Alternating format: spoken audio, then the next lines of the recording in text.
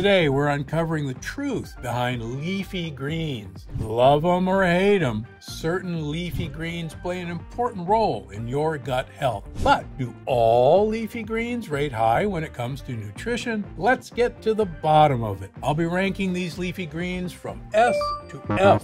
S stands for superfood, and F means it belongs in the trash. But before we begin, make sure to click that subscribe button and give this video a thumbs up if you're ready to get your gut health on track. All right, how about kale? Well, kale is a love it or leave it sort of leafy green. Kale is part of the cruciferous family, the brassica family, and it's a cousin of a lot of these that we're going to talk about. Kale, unfortunately, gets a bad rap because it's like to absorb heavy metals out of the soil that they're grown in. I personally don't see a lot of people who are big-time kale eaters get into trouble with heavy metals, but I do see people suppress their thyroid function when they go all in on kale smoothies and kale salads. Even though it has huge amounts of great things from the brassica family of vegetables, I'm putting kale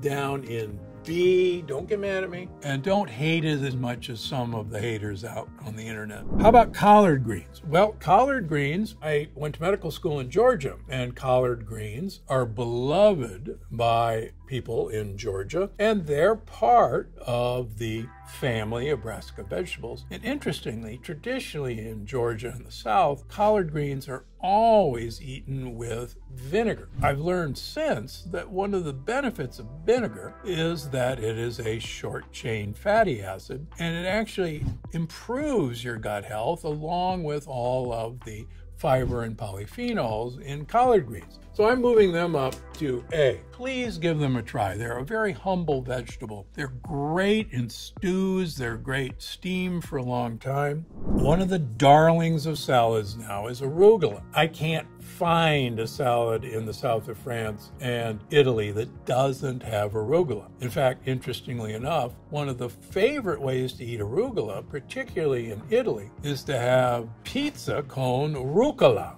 And that is fresh arugula put on top of a pizza. So arugula, part of the brassica family, and it's a great addition to anybody's salad. So that's really a superfood. There's really no downsides. Next up, cabbage. Boy, if you think we're looking at cruciferous vegetables, you're right. Cabbage is kind of the low end of the cruciferous vegetables. Cabbage became extremely popular because, like many other cruciferous vegetables, it's really storageable. It keeps for months and months and months and doesn't spoil, and that's a huge benefit. The other benefit is, as you can imagine, bacteria love cabbage. In fact, kimchi is fermented cabbage. They love the fiber in cabbage to eat. However you get your cabbage, whether it's red or green or in kimchi, cabbage is a big winner. It really needs to be really part of our mainstay in our diet. Cabbage soup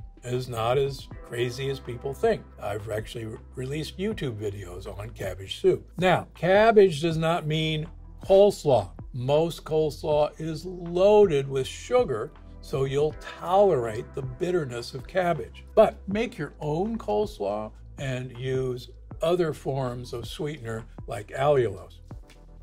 Cabbage is a superfood.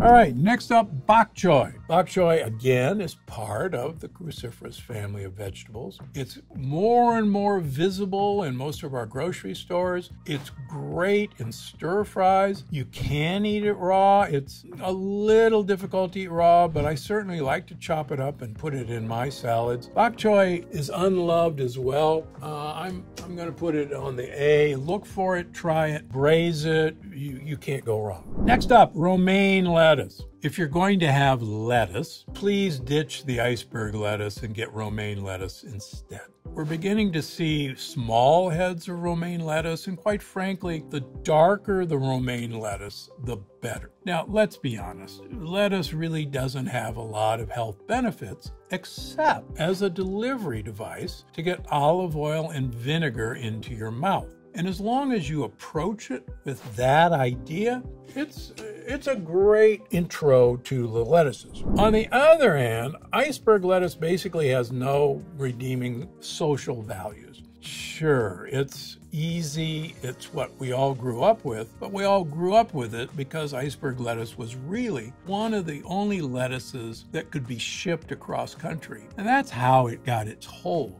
But really, iceberg lettuce has very little place in our diet, except as a way of getting olive oil and vinegar into our mouths. But I'd much rather use another higher polyphenol vegetable than iceberg lettuce. It's a D. Sorry about that.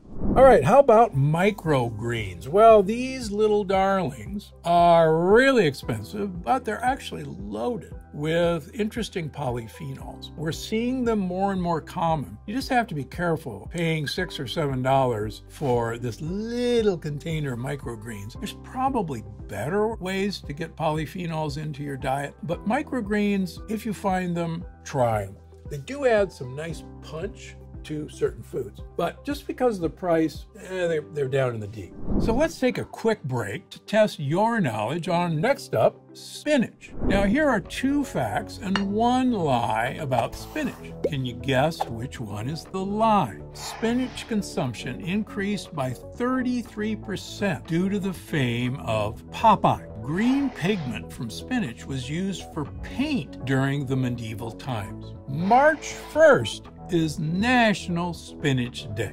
All right, the answer is number 3. National Spinach Day actually falls on March 26th. Happy belated Spinach Day for those who celebrate this wonderful holiday. All right, let's get back to the list. So where does spinach fit in all this? Spinach has large amounts of iron. On the other hand, spinach contains a lectin that's called aquaporin. One of the things that aquaporins do, if you make antibodies to aquaporins, it can cause you to make antibodies to the myelin sheath in your nerve cells. And loss of the myelin sheath, of course, is what characterizes MS. Now, that's not telling you not to eat spinach.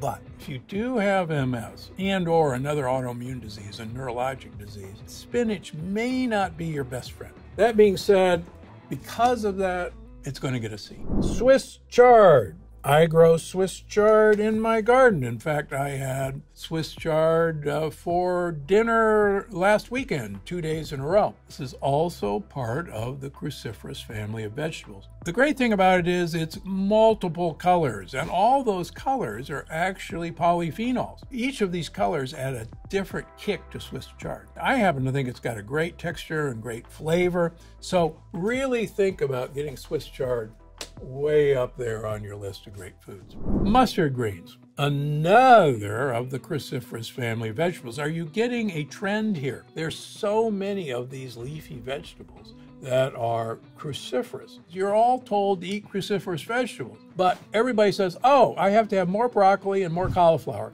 and maybe Brussels sprouts. I mean, everybody gets tired of cauliflower and broccoli, tell the truth. Most of the cruciferous vegetables are leafy, and these are just great new ways to get these leafy greens into you. So another great leafy cruciferous vegetable. Seaweed. Now, seaweed is actually rich in some growth factors, but here's something you probably don't know. Seaweed has to have a particular set of bacteria to get the cell wall to be digested. And quite frankly, unless you live in Japan or live in a raw seafood eating community, it is unlikely that you have the correct set of bacteria that will actually break down seaweed. Fun fact, those of you who take chlorella, which is an algae, might know that it has a cell wall that we have no bacteria to digest. So you will actually see on the package cracked cell chlorella because you don't have a digestive enzyme and you don't have a set of bacteria that can digest seaweed. So that's why it turns out the Japanese can digest seaweed because of their set of bacteria. And it actually releases compounds that tell the Japanese not to be so hungry, all because of a set of bacteria.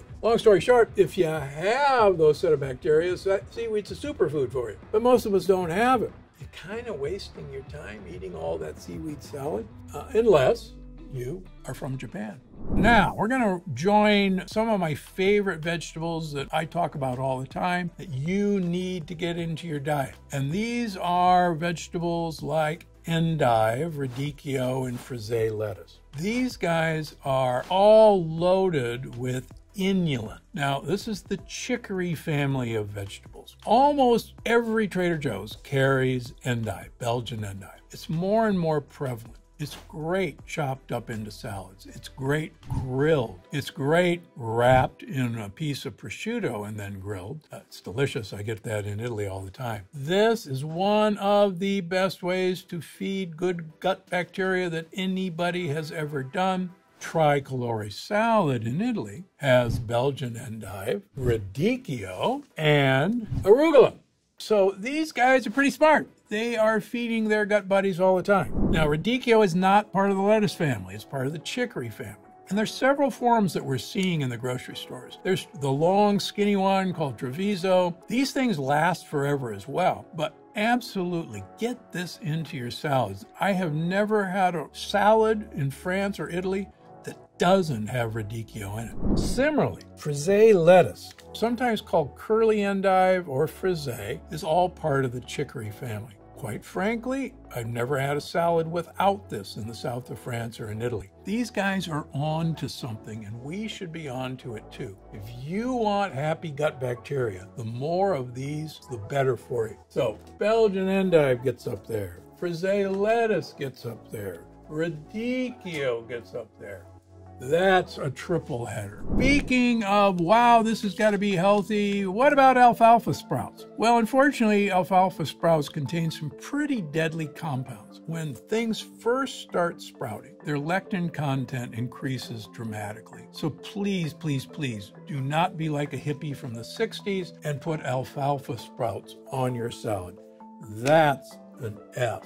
Speaking of Fs, wheatgrass and barley grass. These are not health foods. Wheatgrass and barley grass contain gluten. They react with my patients who are gluten intolerant. They are not a health food. Those are Fs. Don't come near them. And now for a quick recap. Let's see what we got. Again, there's some really great accessible cruciferous vegetables that are in almost every grocery store. Please, please, please, if you see Radicchio, which is almost in every grocery store now, Belgian endive, Frisee, these guys are superstars and they really ought to be in your salad. Most of all these other ones are cruciferous vegetables, and the beauty of these cruciferous vegetables is they're in leaf form. So you get tired of cauliflower and broccoli, try some leafy stuff. Spinach is great for iron, but just a word of warning, spinach does contain an aquaporin lectin that is troublesome for a number of my patients. Seaweed, if you have the right gut bacteria, it's a great health food. Most of us don't have it and can't utilize it, unfortunately. Iceberg lettuce, oh, come on. Microgreens, great. If you can afford them, go do it, but they're so expensive. And then the sprouts, alfalfa sprouts, no, no, no. And I cannot tell you the number of my patients who are not sealing their leaky gut. When we look at their green powders that they're taking for health reasons, we invariably see wheatgrass and or barley grass as part of that powder. And when we take that healthy powder away from them, we start to make progress.